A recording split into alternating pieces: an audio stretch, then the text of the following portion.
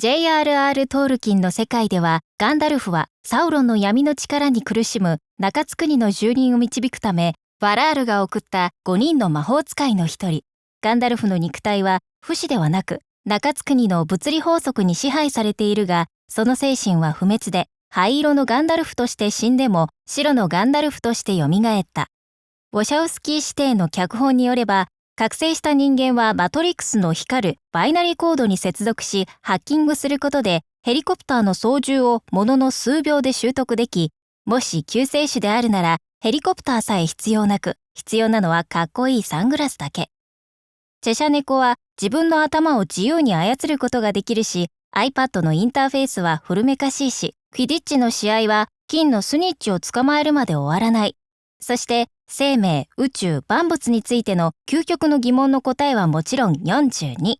現実の世界同様、架空の世界も一貫した物理法則や社会ルールに従って動いている。だからこそ、入り組んだ世界も現実っぽく、理解可能で探求心をくすぐるものになる。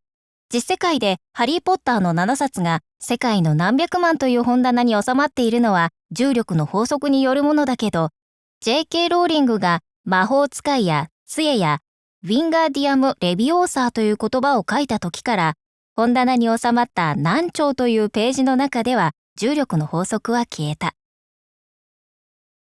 SF やファンタジーの作家は文字通り、世界を築き上げるルールや地図、家系、言語、文化、宇宙の中の平行宇宙を作り、その世界から物語が次から次へと広がっていく。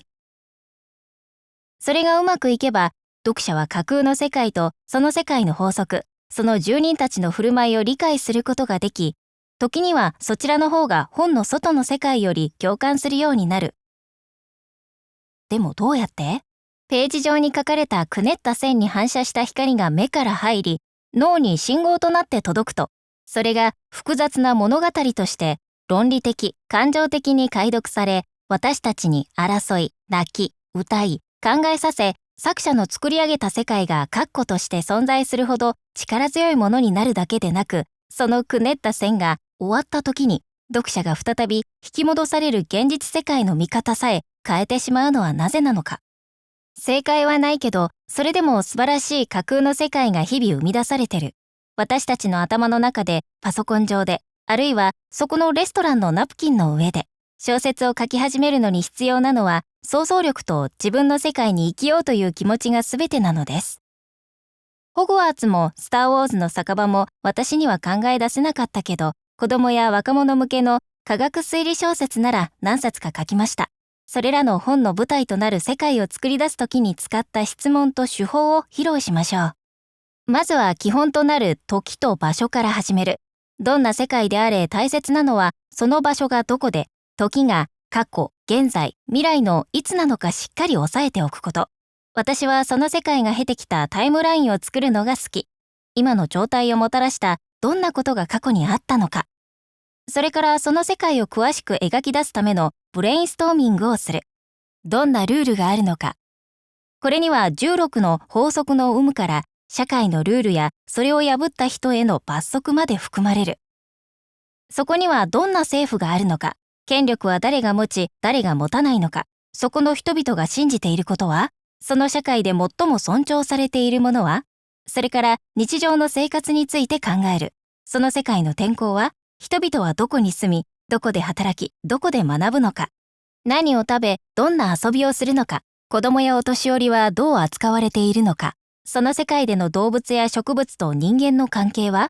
動物や植物はどんな姿をしているのか。どんな技術が存在するのか。